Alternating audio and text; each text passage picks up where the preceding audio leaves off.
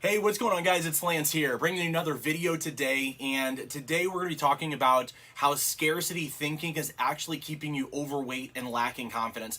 Now, I know that for most of you, you're probably thinking like, what the heck does scarcity mindedness have to do with anything in my fitness? Sit tight, grab a pen. You're going to want to take notes on this one. So here's the thing. Scarcity mindedness is something that keeps us in a position of acting out things that are way out of alignment with what we actually desire. So really quick, actually, if you're watching live or if you're watching replay, be sure to comment hashtag live or hashtag replay in the comments below.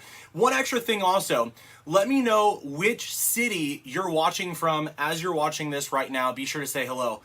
All right, so the thing of it is that there are two mindsets in which case we approach things.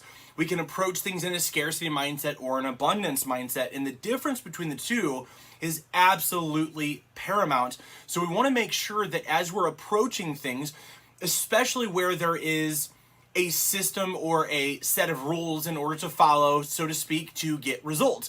Meaning that, again, we know that if I'm in scarcity mindedness or scarcity habits and I'm trying to get myself out of debt, chances are is that I'm going to be making some decisions that aren't really allowing my money to grow or what have you. Same thing within fitness. So here's the thing. Firstly, what I'm going to do is kind of go over the difference between scarcity and abundance so that you can kind of see the difference and how it actually plays a role in fitness, even though you may not think that it does. Here's what this looks like. Scarcity is going to be a couple of these things, and raise your hand below if you can relate to some of these. Scarcity is going to be more equivocating of feeling rushed.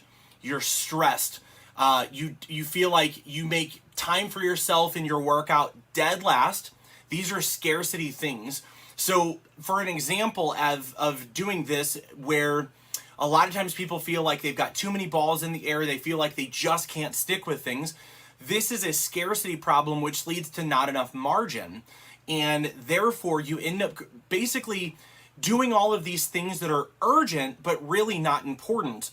And that's what happens. So making time for yourself for your workout dead last. This is where you get off of work and you hope that you have energy to actually do a workout. You've not scheduled it. You didn't really think about what was best, but you just kind of go through. This is scarcity mindedness. Always in reactive mode instead of proactive mode. Now, this is a huge one. So this is, again, constantly whenever things happen that are stressful in your environment, rather than responding based on what you know is in alignment with your goals and your lifestyle, this is where you're reacting. And the reaction is where it's knee-jerk. It's something where it happens automatically without contemplation or cognition to really think about if this is serving you, which direction you're about to go. This is another example of scarcity mindedness, or being at least in alignment with that scarcity mindset.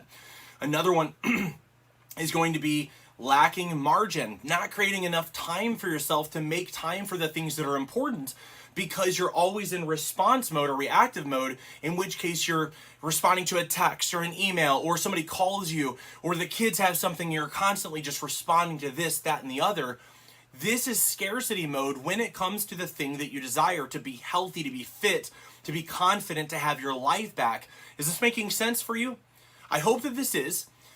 This here, as we begin to kind of see, especially as I go into abundance here in a moment, you're going to start seeing a couple of the different ideas of what it starts looking like to get in more of alignment with that. So, afraid of not being enough, afraid of failing, achievement without fulfillment. These are all what scarcity looks like and what it brings.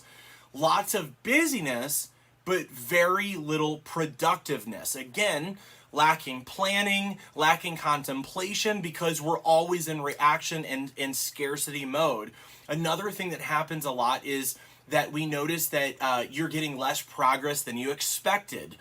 These are sort of things that happen because, again, the thing that, quote, matters to you most, maybe your business, maybe your fitness, whatever it is, if that thing matters the most to you, or at least it matters enough that it's causing you stress, this is an area that we want to utilize what we call the law of the first, or the rule of the first, where it's important. So we're going to put it at the beginning of our plan, not necessarily for the day, but for the week. So I plan out my workouts for the week so that I make sure that those get done.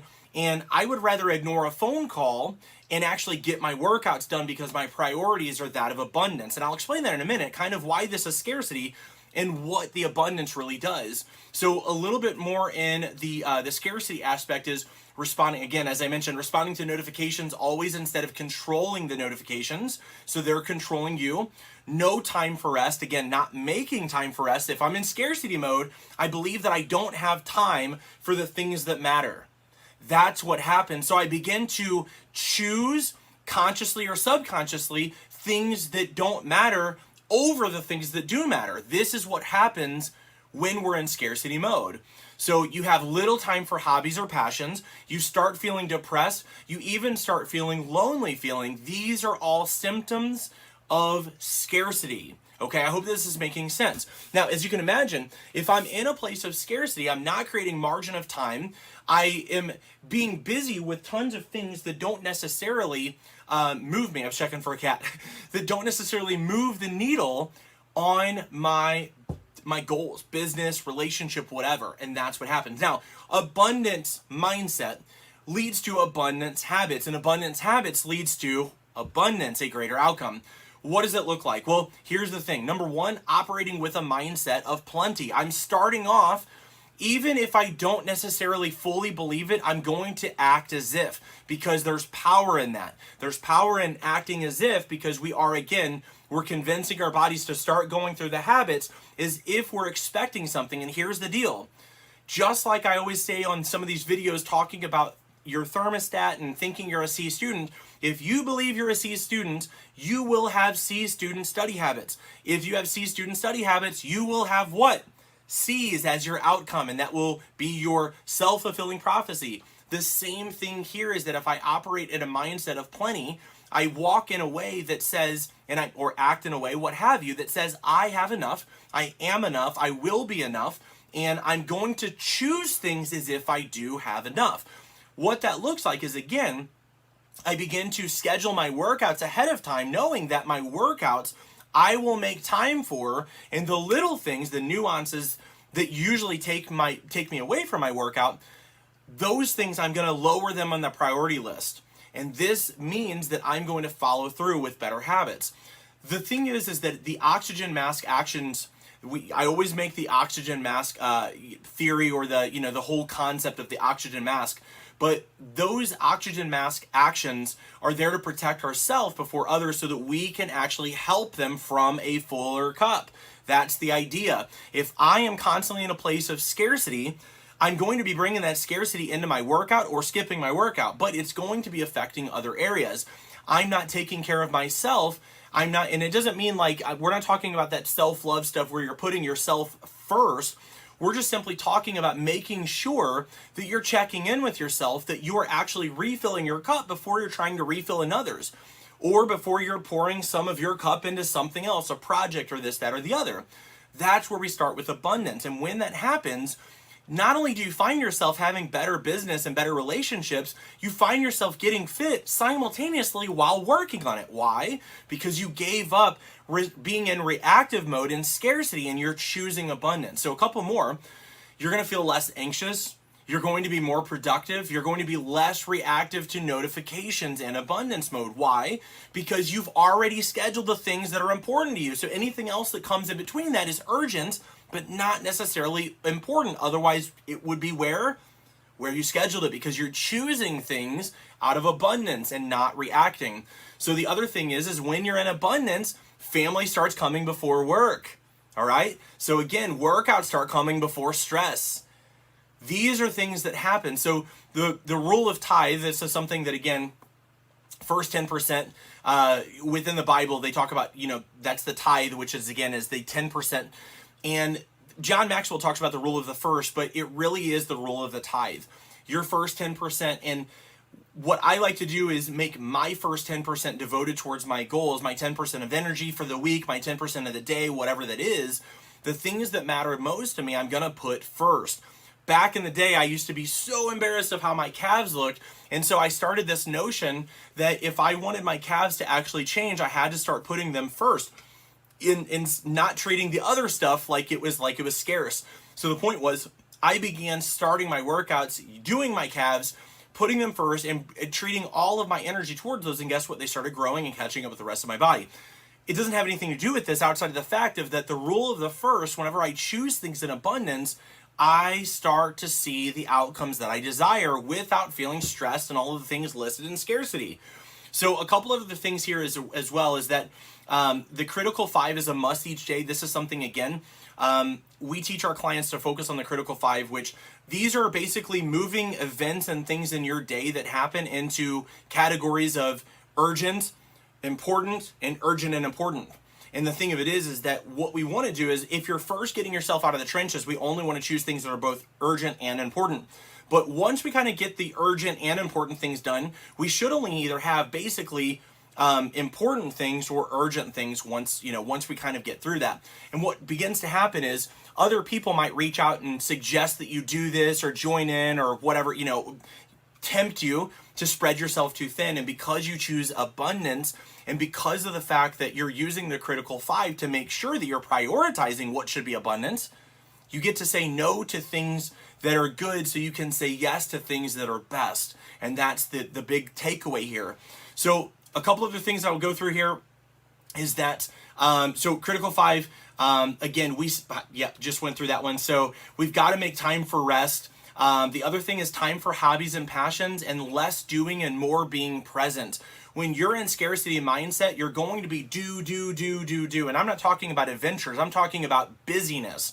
When you're in abundance, you're choosing family, you're choosing vacations because you anticipate that you will not only be able to pay your bills by, and go on vacation, but you're anticipating being able to go on other vacations. You know that your family takes precedent over other things that are usually going to be considered in that area of urgent. So I hope this is making sense, guys.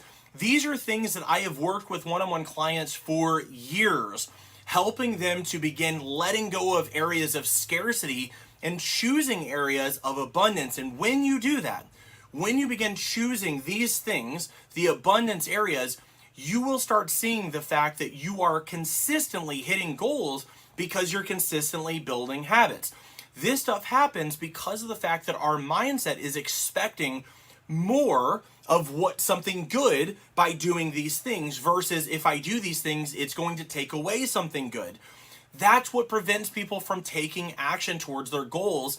There's a fear of loss, and that loss tells us we're going to lose something greater than the payout will be good for us, and then we avoid it. For example, if I'm 60 pounds overweight and I feel like I don't have confidence, but I've convinced myself that out of scarcity, that by giving up my time to work out and to exercise or to do these things, in scarcity, I tell myself like, man, I'm giving up time away from TV. I'm giving up time away from this, that, and the other because I'm only focusing on what this thing is costing me.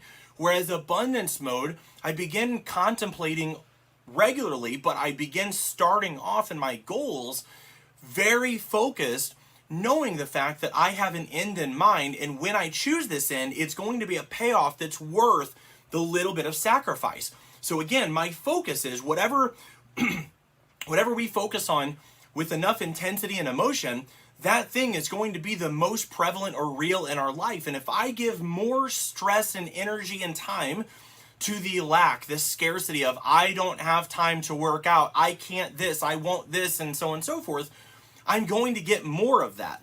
But if I start choosing first, not trying to go, when this is done, I'll get fit, and hopefully after the fall, I'll be able to, that is scarcity mindset. That leads to procrastination because what you're telling yourself is, my health, my wellness, my marriage, my whatever it is that you're not doing is less important than the urgent things that are spreading me too thin right now.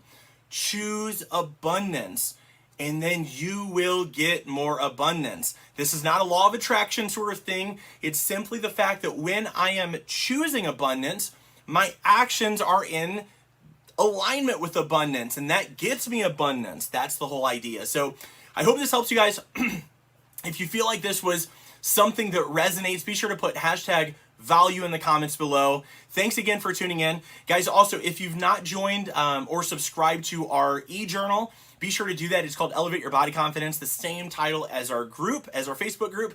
So you can go to that as well. It's lancecronecoaching.com/e-journal, and you can subscribe to that. There are so many amazing things that we give, recipes, free workouts, actually teaching people how to overcome emotional eating, things like this, so you don't want to miss it.